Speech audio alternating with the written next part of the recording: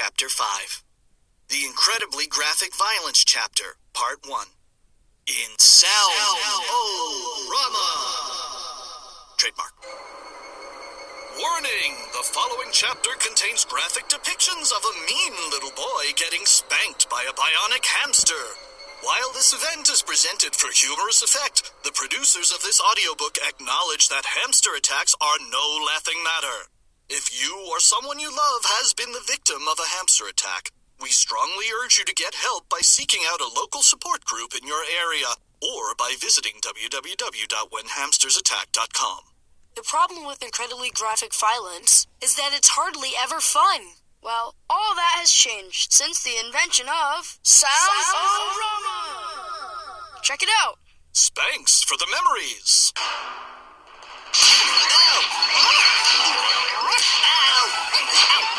Stop it!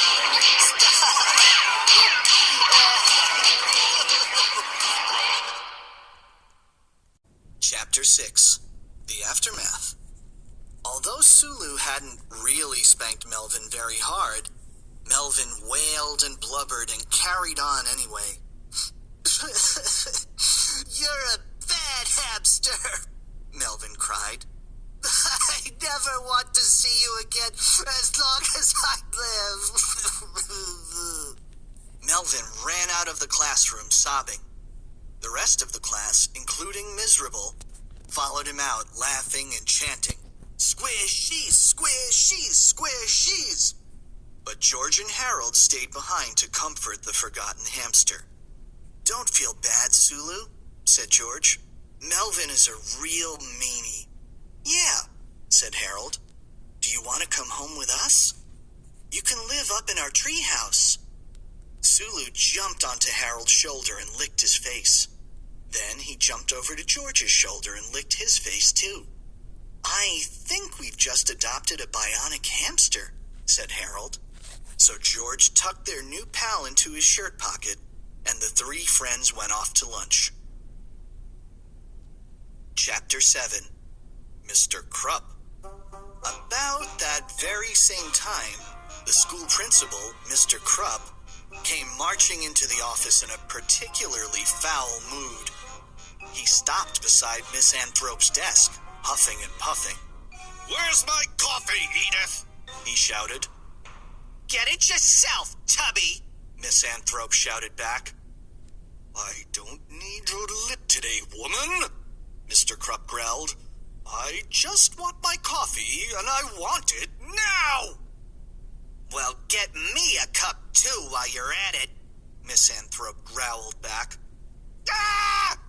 screamed Mr. Krupp in frustration as he grabbed a newspaper and headed for the faculty restroom. Miserable was standing beside the restroom door, smiling and trying very hard not to laugh. "What are you looking at?" Mr. Krupp snarled as he pushed his way past Miserable and slammed the restroom door behind him. Inside the restroom, you could hear the faint sound of a belt buckle jingling, a zipper unzipping, some clothes rustling, and finally, splat, splat! "What the?" screamed Mr. Krupp from inside the restroom. "I've got ketchup in my underwear!" In a few moments, the door of the faculty restroom flew open. "I'm going to get George and Harold for this!" Mr. Krupp screamed. "They didn't do it," laughed Miserable. "I did. It's called a squishy. It's the latest fad." "Yeah, right. Very funny," said Mr. Krupp. "Now, where are those two kids? I just know they're responsible." As Mr. Krupp headed for the cafeteria, he noticed that he wasn't the only person to fall victim to the dreaded squishies.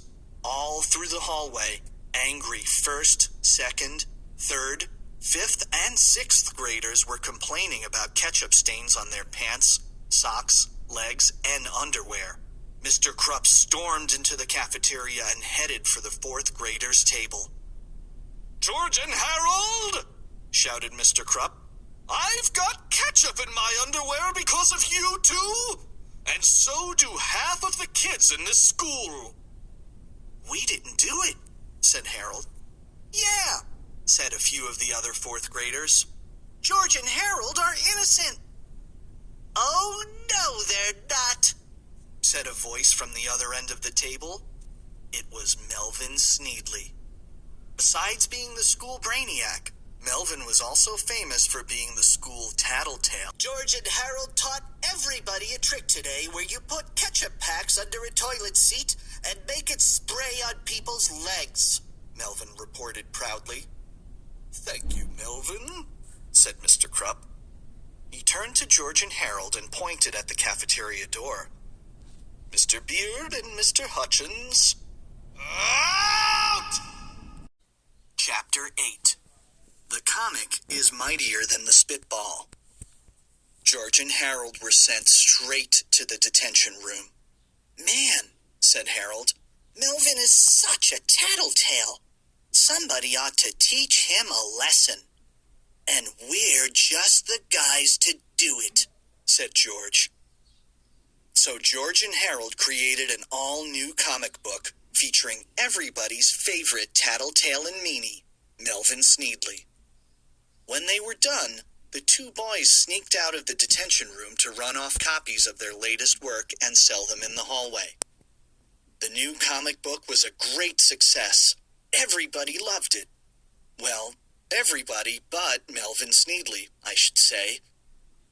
As Melvin walked to his last class of the day, he noticed small groups of students in the hallway reading comics together and giggling. Normally, this was enough to make Melvin run straight to the principal's office and tell on everyone for unsupervised reading, which was strictly forbidden. But today, Melvin noticed something strange. The comic reading students were pointing and laughing at him. What? Said Melvin. What's wrong? What are you guys laughing at? Melvin looked around the hallway desperately. Everybody was laughing. Everybody was pointing. And it was driving Melvin crazy. He marched over to a group of second graders, grabbed the comic book out of their hands, and looked at the cover. Melvin was furious. You guys are so immature! Shrieked Melvin. He quickly darted off to read the comic in peace, but everywhere he ran, he came across more pointing and more laughing. Finally, Melvin thought of the one place he could read the comic in private. He went into the boys' bathroom, locked himself in one of the stalls, and sat down to read. Splat! Splat! As Melvin sat reading, his legs dripping with ketchup, he became angrier and angrier. I'm gonna get George and Harold, Melvin vowed. Chapter 9. Captain Underpants and the Terrifying Tale of the Tattle-Tron 2000. Captain Underpants and the Terrifying Tale of the Tattle-Tron 2000 by George Beard and Harold Hutchins. Once upon a time, there was a dumb kid named Melvin who was a big tattletale. Hey, that sign says keep off the grass. I'm telling. Everywhere he went, he caused grief and misery. Hey, that sign says no skateboarding. I'm telling. Until one day... Stop! Thief! I'm telling. Hey, cops, that guy just robbed the bank. Gee, thanks, kid. You're under arrest. Hey, kid, I'm a reporter. Tell me how you solved the crime of the century. And so... Daily News, dumb kid is a hero. Everybody loves Melvin. Melvin had become so popular that he decided to run for mayor. Melvin for mayor! Vote for Melvin! Vote for a hero! My hero! Make Pequa great again! Hey, throwing confetti is littering. I'm telling. he won in a landslide victory. Daily News, dumb kid becomes mayor. Congratulations! You're the youngest mayor ever! Yes, and I'm going to make some big changes. Soon, Mayor Melvin made a bunch of dumb new laws. No humming, no smiling, no reading signs, no talking, no wedgies, no sticky feet, no marveling at nature, no burping, no stopping to smell the roses. And people were getting arrested left and right. You're under arrest. But I didn't do anything. Busted. No saying, but I didn't do anything. And they all got sent to jail. Suddenly, Mayor Melvin, all the jails are full. I will build a big robo-jail and catch those lawbreakers myself. so he built the Tattle-Tron 2000.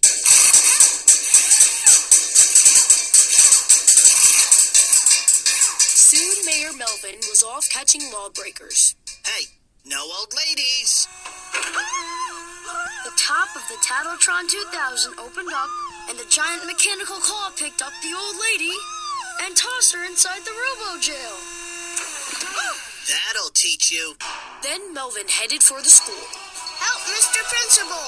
The Tattle-Tron 2000 just ran across the soccer field and squished the gym teacher. Oh no! We just planted that grass. This looks like a job for...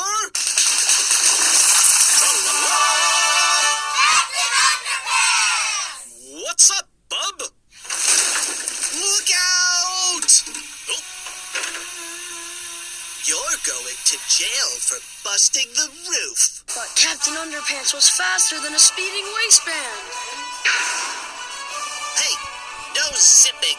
more powerful than boxer shorts, Hey, no crashing through signs. and able to leap tall buildings without getting a wedgie. Hey, no using the same joke over and over. Captain Underpants wanted to fight the robot, but he didn't want to hurt the people inside. Then he got an idea. Quickly, he flew over to Mrs. Topp's prune juice factory and smashed through the window. Then, even quicklier, he crashed back out again, carrying a huge bottle of prune juice. Hey, look! Captain Underpants is carrying a big bottle of prune juice. That stuff makes you go poop. Hey, Captain Underpants opened the top of the Tattle-Tron 2000 and poured the entire bottle of prune juice into the robo-jail. what the... Uh-oh. A hatch opened in the rear end of the Tattle-Tron 2000. And suddenly, all the prisoners were pooped out. We're free! Ugh. Soon, there was nobody left inside the Tattle-Tron 2000, except for Melvin. Uh-oh. Captain Underpants punched open the dome of the Tattle-Tron 2000. Oh, I'm telling. And so, Melvin was locked up in the jail for dumb kids. Hooray for Captain Underpants! Then all the other prisoners got set free. We're free. And stuff. Yippee! Goo-goo! Meow! The end. Treehouse Comics 8.